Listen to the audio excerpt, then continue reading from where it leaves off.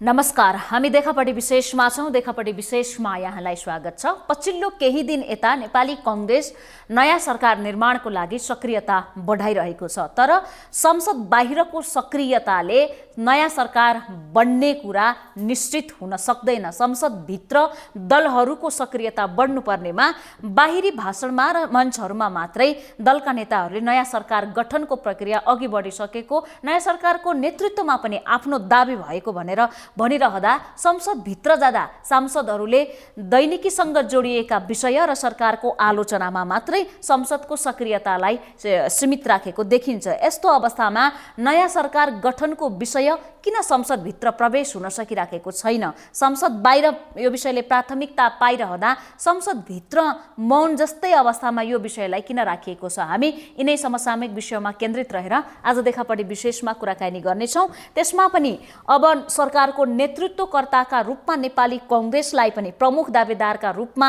हेरिएको छ। कांग्रेसको आन्तरिक तयारी के हो र संसदमा कांग्रेस नयाँ सरकार बनाउने विषयमा कसरी प्रस्तुत हुन्छ, यो विषयमा विशेषतः केन्द्रित रहनेछौँ। नेपाली कांग्रेसका प्रभावशाली नेता, महिला संघका पूर्व अध्यक्ष, प्रतिनिधि सभाका सदस्य डाक्टर डिला संग्रौला हाम्रो स्टुडियोमा हुनुहुन्छ। यहाँलाई स्वागत छ डाक्टर साहब। धन्यवाद। अहिले कांग्रेस के गर्दैछ? बाहिर बाहिर सरकार गठन गर्छु भन्ने, संसदभित्र यहाँ भ्रष्टाचारका कुरा उठाउनुहुन्छ, सरकार परिवर्तनको कुरा त प्रक्रियामा जानु पर्यो नि। अहिले नेपाली कांग्रेस, तपाईँलाई थाहा छ, अलिकति अगाडिलाई मैले जोड्न चाहेँ पृष्ठभूमि। पौष 5 गते अगाडि प्रतिगामी असंवैधानिक अलोकतान्त्रिक कदम भनेर हामीले पनि 3 चरणको सङ्घर्ष गऱ्यौँ। जब संसद पुनस्थापना भयो, पुनस्थापना सँगसँगै नेकपाभित्र फेरि सर्वोच्चले आफ्नो स्थानमा नेकपा एमाले र माओवादी बनाइदियो। त्यो पछाडि मुलुकले कोल्टो फेर्नुपर्ने थियो, हैन? राष्ट्रले एउटा निर्णायक तहमा पुग्नुपर्ने थियो, संसदभित्र एउटा वातावरण बन्नुपर्ने थियो। त्यो के थियो भने, जब पुनस्थापना भइसकेपछि यो मुलुकका प्रधानमन्त्रीले नैतिकताको आधारमा राजीनामा दिनुपर्थ्यो कि त्यो हुन सकेन। नैतिकता अहिलेको कम्युनिस्ट एमालेको सरकारमा चाहिँ ओलीमा देखिएन।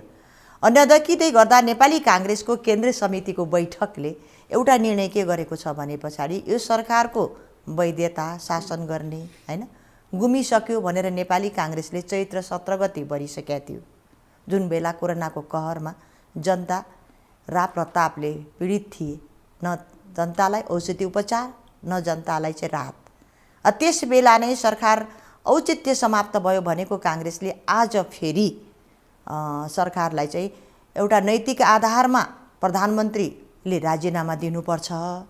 अब चाहिँ संसदभित्र अथवा बाहिर राष्ट्रलाई निकाह दिने भने नेपाली कांग्रेसको नेतृत्वमा नयाँ सरकार बन्नुपर्छ भनेर हामीले निर्णय गरेका छौँ। दुईटा विकल्प छन्। एउटा, राजीनामा प्रधानमन्त्रीले नैतिकताको आधारमा दिनुपर्ने, दिएन भन्ने यहाँहरूको कुरा। अर्को, संसदीय प्रक्रियाबाट प्रधानमन्त्रीलाई अपदस्थ गर्ने, प्रधानमन्त्रीलाई प्रधानमन्त्रीको पदबाट हटाउने। प्रधानमन्त्रीले नैतिकता देखाउनु भएन भने यहाँहरू किन अर्को प्रक्रियाको बाटोमा अगाडि जानु? अर्को प्रक्रियाको बाटोमा जानको लागि के छ भने, पछाडि अहिले पनि माओवादीले, हैन, नेकपा माओवादीले सरकारलाई दिएको समर्थन फिर्ता ल्याएको छैन कि यथास्थितिमै छ। अर्कोतर्फ विरोध पनि भइरहेछ, एकातर्फ समर्थन फिर्ता पनि ल्याएको छैन। उहाँ सत्तापक्षको बेन्चमा बसिरहनु भएको छ।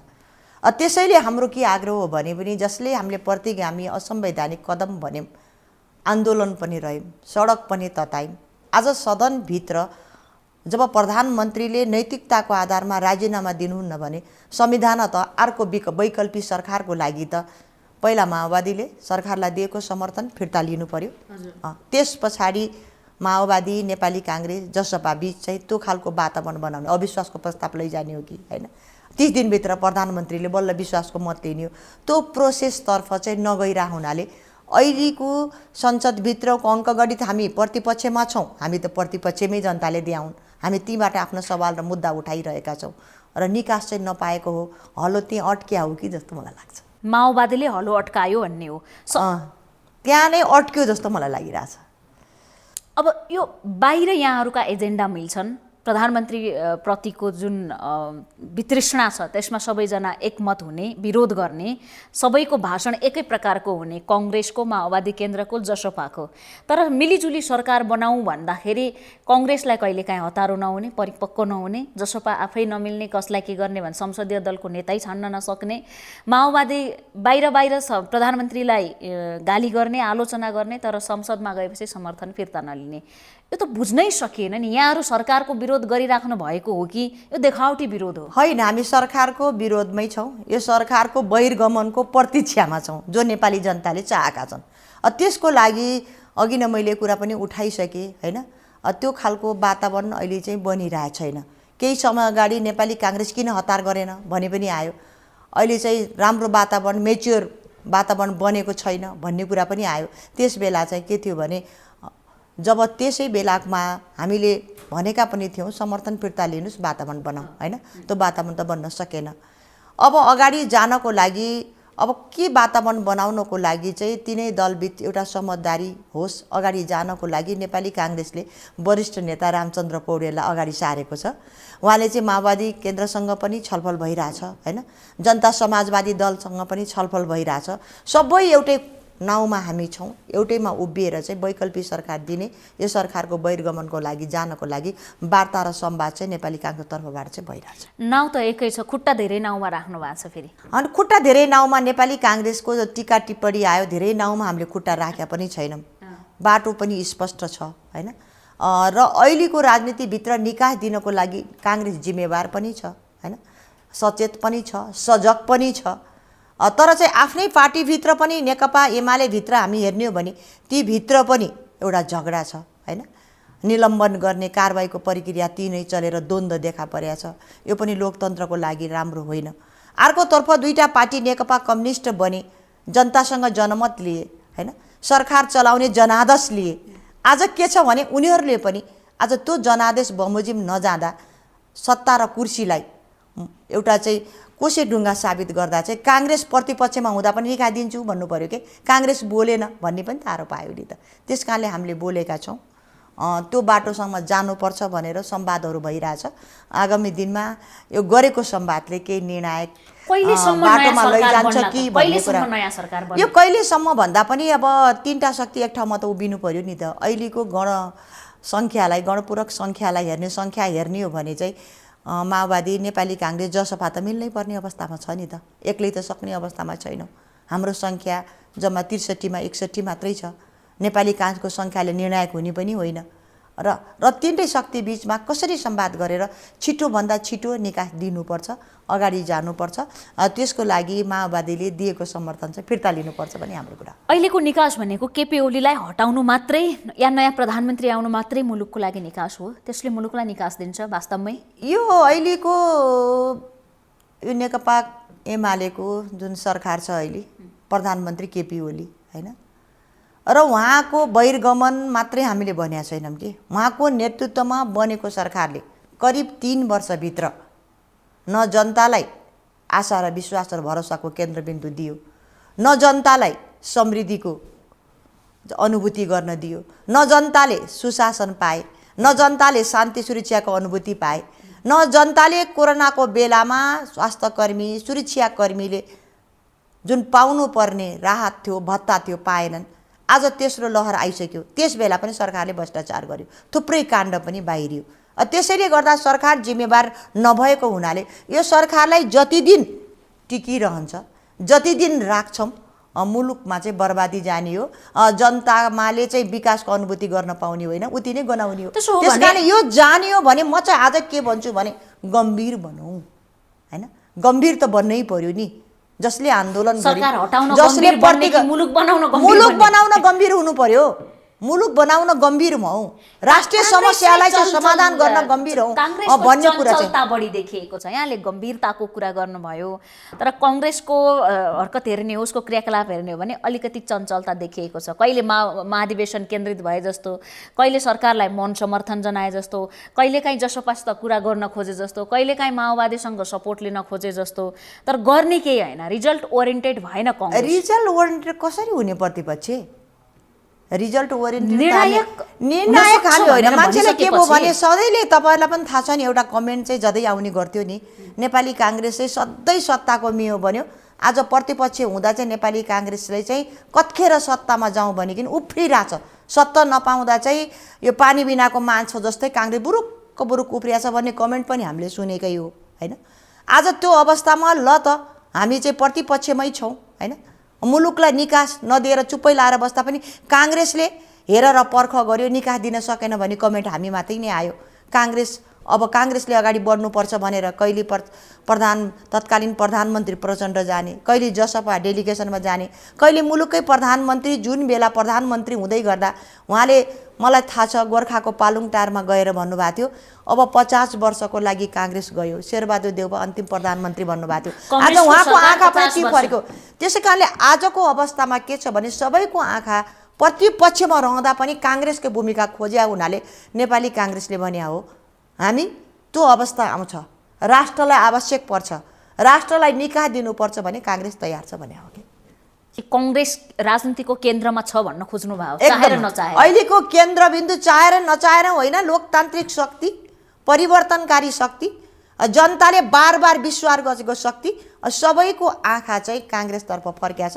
त्यसैले काङ्ग्रेस जिम्मेवार ढङ्गले अब चाहिँ अगाडि जान तयार छ भनेर हामीले भने। अघि जति पनि ओली सरकारको नेतृत्वको पालामा यो 3 वर्षमा भएन भन्नुभयो नि, विकास निर्माणका कार्य, भ्रष्टाचार नियन्त्रणका कुरा, कोरोनामा जनताले पाउनुपर्ने स्वास्थ्य सुविधाका कुरा, अब ओली हटेर काङ्ग्रेसको नेतृत्वको सरकार आयो भने सबै कुरा हुन्छन्?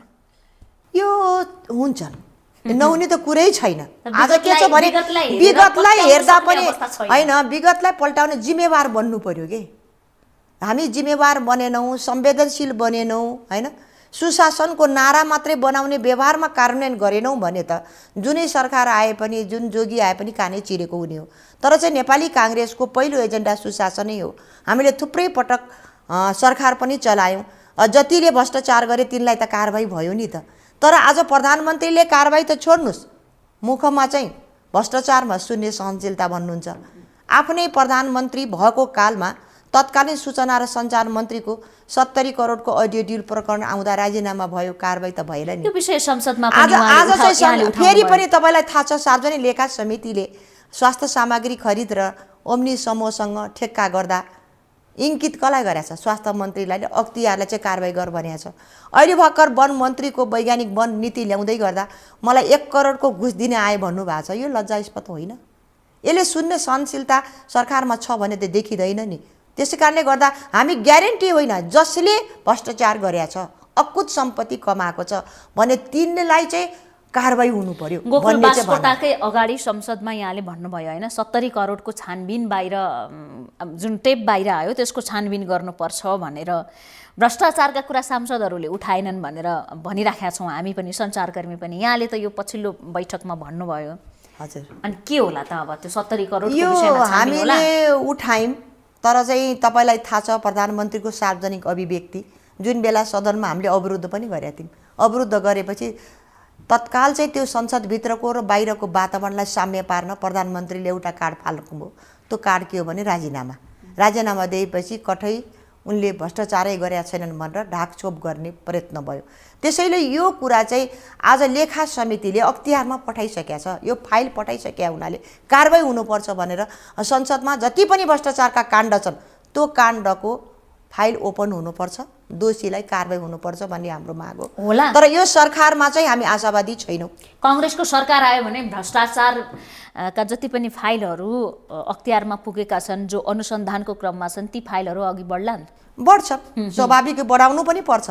सुशासनको हामीले एजेन्डा राख्ने होइन, मुलुकमा सुशासन गर्ने हो भने त ती फाइलहरू, भ्रष्टाचारका काण्डहरूका फाइलहरू ओपन हुनुपर्छ, दोषीलाई कारबाही। ज्यादा चिन्ता हुने सत्ता पक्षमा हुँदा फाइलै नखोल्ने चलन त पहिलादेखिकै छ। यो चलन छैन। हामी के छ भने जहिले पनि सरकार भनेको जनताप्रति उत्तरदायी हो कि होइन।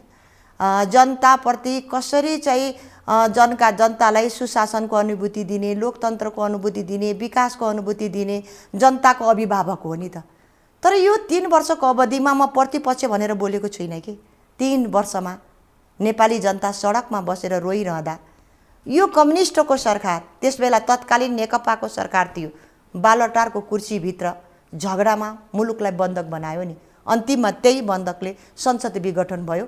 आज संसद बिजनेसविहीन भएको छ। संसदलाई निष्क्रिय बनाउने प्रयास भइरहेछ कि हामीले पनि त्यो खालको बिजनेस नहुँदा तपाईँले अघि नै भन्नुभयो नि, हामीले बल्ल बल्ल शून्य समयमा एकचोटि बोल्न पायौँ, त्यो पनि अवस्था थिएन। आज विशेष समयमा बोल्छौँ, श्रद्धाञ्जली गरेर संसद सकिन्छ। सरकारले बिजनेस दिनु पर्दैन। तीनटा प्रस्ताव त मैले दर्ता गरेको छु। संसदले बिजनेस अगाडि बढाएन, सरकारले बिजनेस दिएछ भनेर मन्त्रीले त लिस्ट नै देखाउनु भयो नि। मन्त्री आज यो विधेयक अधिवेशन हो, विधेयक अधिवेशनमा एउटा विधेयक आयो र पहिलो जुन संसदको अधिवेशन सुरुवात भयो सबै नेताहरूले शुभकामना दिएर संसद प्रारम्भ हुन्थ्यो कि त्यो कुरा पनि हुन सकेन र एकाएक परामर्श समितिको बैठक नगरेर अख्तियार दुरुपयोग अनुसन्धान आयोगदेखि संवैधानिक परिषद सम्बन्धी हैन, त्यस्तै एसिड प्रकरण सम्बन्धी र यौन हिंसा सम्बन्धी एउटैमा टोलमल गरिकन विधेयकहरू आए। हामीले भन्यौं संवैधानिक परिषद सम्बन्धी अध्यादेश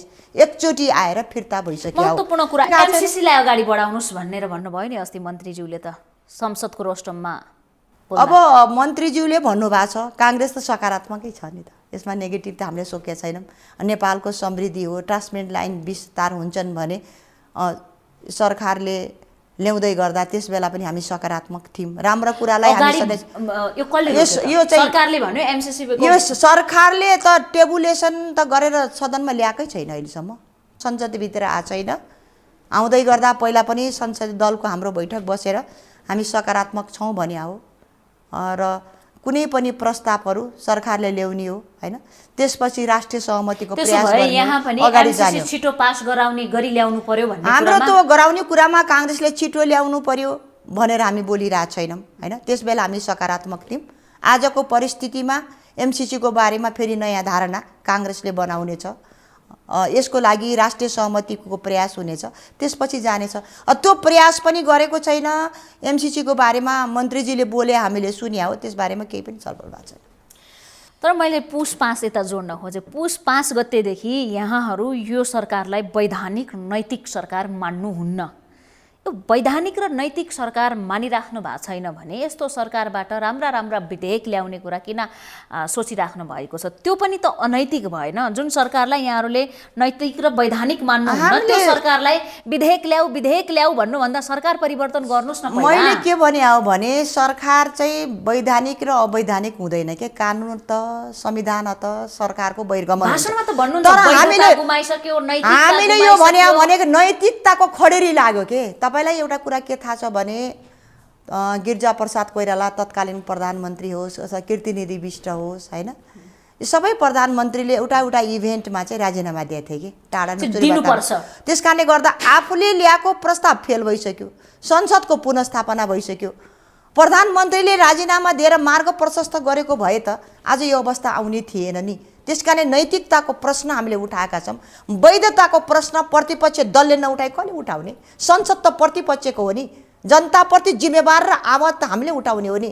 तर त्यो चाहिँ आजसम्म नदेख्दै गर्दा त्यो परिस्थिति देखा पर्यो। उठाइराख्दाखेरि यही सरकारले विधेयक ल्याएन भन्ने नैतिकता यहाँहरूमा रहन्छ? किन नरहने? सरकारको बहिर्गमन त संविधान त हुन्छ। राजीनामा नदिएपछि अर्को प्रोसेसमा हामी जानुपर्छ नि त। त्यो प्रोसेसको लागि मार्ग प्रशस्त गर्नुस् हामीले भनेका छौँ। प्रधानमन्त्रीमा त्यो देखिएन। म विश्वासको मत लिन्छु भन्नुभएको छ। विश्वासको मत उहाँले लिने हो भने हाम्रो आग्रह हो, मैले अघि नै भनिसकेँ, माओवादीले दिएको समर्थन फिर्ता ल्याउने र तीनटा पार्टी भएर नयाँ कन्सेप्टमा नयाँ अवधारणमा सरकारको बहिर्गमनको लागि संविधान त बाटो निकास गर्ने र विधेयकको कुरा जहाँ पनि तपाईँले विधेयकको कुरा गर्नुभयो, सरकार आज त त्यही सरकार छ नि त हैन। अर्को सरकार त हामी बनाउन सकेका छैनौँ। त्यसकारण विधेयक अधिवेशन हो भने सरकारले विधेयक किन ल्याउँदैन?